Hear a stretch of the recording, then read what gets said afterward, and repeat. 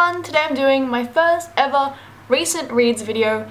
Basically, I can't commit to reading a certain amount of books every month.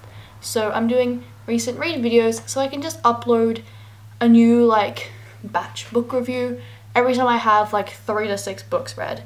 So today I'm doing kind of a refilm of books that I read last month.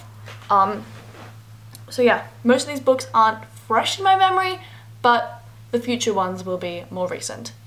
Okay, so the first book that I have to show you is Karenina by Tolstoy. And this book surprised me. I didn't think I was going to love it that much. I've tried War and Peace before and I just wasn't really getting into the war parts. But I got this as a Christmas present last year from a dear friend and I gave it a go and it's really good. The bit that I loved the most about it was just the world. I loved the Russian aristocrat world. I loved the characters, they were so compelling to me. And I loved just reading about all the relationships and how they all intertwined and just keeping track of this whole family and world. I definitely recommend this book. I ended up giving it 4 stars out of 5 just because it didn't really change my worldview, but it was certainly a very enjoyable read and I would recommend it to not only people who like Russian literature but also people who are kind of trying to get into it and get into Tolstoy and the golden era, because I found it a very easy read and nothing's too difficult to understand. There were some parts that I felt could have been omitted, especially the part where Levin is voting. I can't even remember what he was voting for, but he was voting about something and I found that part to just be completely useless.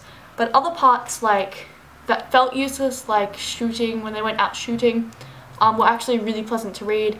And Tolstoy is just an incredible author. His ability to describe and just make everything feel so real yet beautiful is incredible. He manages to put politics into romance and it's intriguing. I would definitely recommend this book. The next book I read, however, was a letdown. It's All I Know Now by Carrie Fletcher.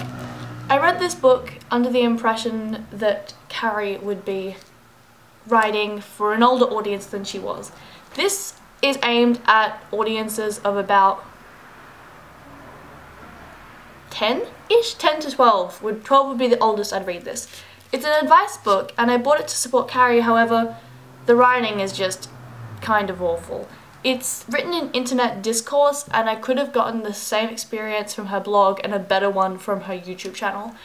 There are so many parts that seem completely irrelevant and useless, like the whole definition between envy and jealousy was just weird, and she just wrote everything so long-windedly. I ended up giving it a 3-star rating.